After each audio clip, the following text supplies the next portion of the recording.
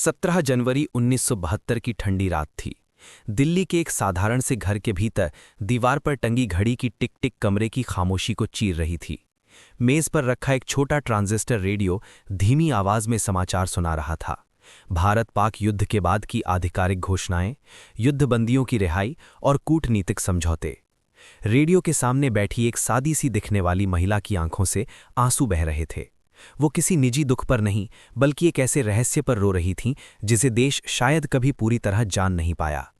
इस युद्ध में उनका भी एक हिस्सा था, लेकिन बिना नाम, बिना पहचान, बिना किसी सार्वजनिक गौरव के। वही महिला थीं सरस्वती राजामणि। लेकिन उनकी कहानी उस रात से बहुत पहले शुरू हो चुकी थी। सन 1927, बर्मा, आज का म्यांमार। एक संपन्न भारतीय तमिल परिवार में जन्मी सरस्वती बचपन से ही जिज्ञासु और निडर थीं। उनके पिता एक समृद्ध उद्योगपति थे। घर में ऐश्वर्य था, आराम था और एक सुरक्षित भविष्य की पूरी गारंटी भी। पर उसी समय भारत गुलामी की बेड़ियों में जकड़ा हुआ था और विदेशी शासन का दर्द हर भारतीय के दिल में चुभता था। सरस्वती भले बर्मा में पली बढ़ीं, लेकिन उनके घर में भारत की आज़ादी की चर्चा अक्सर होती थी। एक दिन वो क्षण आया जिसने उनकी सोच हमेशा के लिए बदल दी।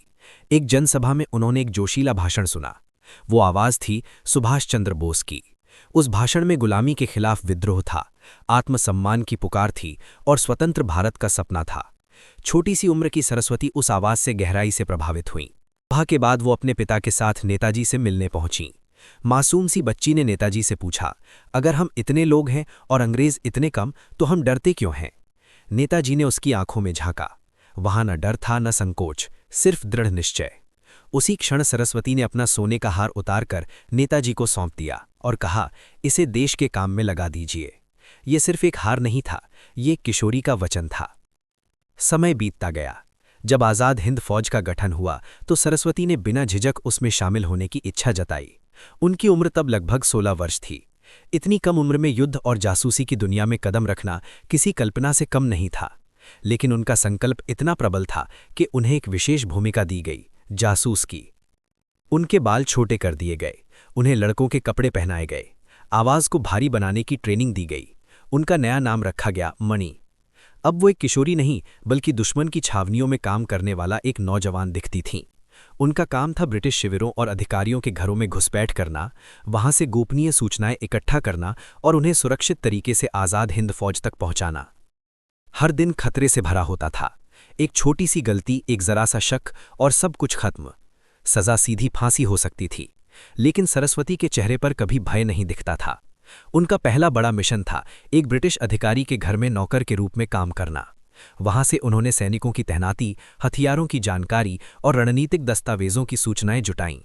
रात के अंधेरे में ये जानकारियां गुप्त रास्तों से बाहर पहुंचाई जातीं। हर सफल मिशन के साथ उनका आत्मविश्वास बढ़ता गया। लेकिन एक दिन सब बदल गया। उनकी एक साथी, जो उसी नेटवर्क का हिस्सा थी, ब्रिटिश अधिकारियों के शक के दायरे में आ गई। उसे पकड़ लिया गया। पूछताछ शुरू हुई। ब्रिटिश खुफिया विभाग को अंदेशा था कि अंदर से कोई जानकारी लीक कर रहा है। अगर साथी ने सरस्वती का नाम बता दिया होता तो पूरी श्रृंखला उजागर हो जाती। ऐसे समय में अधिकतर लोग छिप जाते, लेकिन सरस्वती ने जो किया वो अविश्वसनीय था। उन्होंने निर्णय लिया कि वो अपने साथी को छुड़ाएंगी। रात का सन्नाटा, सख्त पहरा, हथियारबंद सैनिक और एक किशोरी जो लड़के के वेश में दुश्मन के कैंप की ओर बढ़ रही थी। उन्होंने चतुराई से पहरेदारों को भ्रमित किया, एक पिछली खिड़की से भीतर घुसीं और बंदी बनाई गई साथी तक पहुंचीं। दरवाज़ा खोलने की कोशिश चल ही रही थी कि अचानक हलचल हुई, गोलियां चलीं। एक गोली उनके पैर में लगी। दर्द असहनीय था, खून बह रहा था, लेकिन उस क्षण उन्होंने पीछे मुड़कर नहीं देखा। किसी तरह साथी को बाहर निकालकर दोनों अंधेरे में भागीं।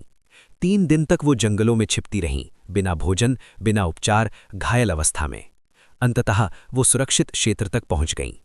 गोली का घाव गहरा था, उपचार हुआ, पर असर जीवन भर रहा। सरस्वती जीवन भर हल्का लंगड़ा कर चलती रहीं, लेकिन उन्होंने कभी शिकायत नहीं की। उनका कहना था, देश के लिए दिया गया बलिदान कभी बोझ नहीं होता। स्वतंत्रता की लड़ाई आगे बढ़ती रही।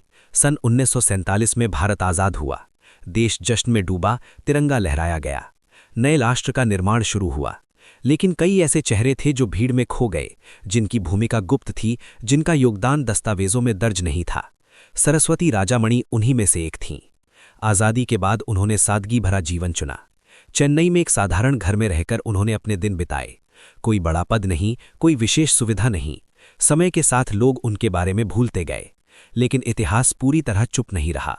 वर्षों बाद जब उनकी कहानी सामने आई, तब लोगों को एहसास हुआ कि एक किशोरी ने किस साहस से दुश्मन के बीच जाकर सूचनाएं जुटाईं और अपने प्राणों की बाजी लगाई। तमिलनाडु में उन्हें सम्मानित किया गया, कुछ संस्थानों ने उन्हें पहचान दी, पर वो पहचान वैसी व्यापक नहीं थी जैसी होनी चाहिए थी। फिर भी उनके चेहरे पर कभी शिकायत नहीं आई। वो मानती थीं कि जो किया वो कर्तव्य था, किसी पुरस्कार या प्रसिद्धि के लिए नहीं।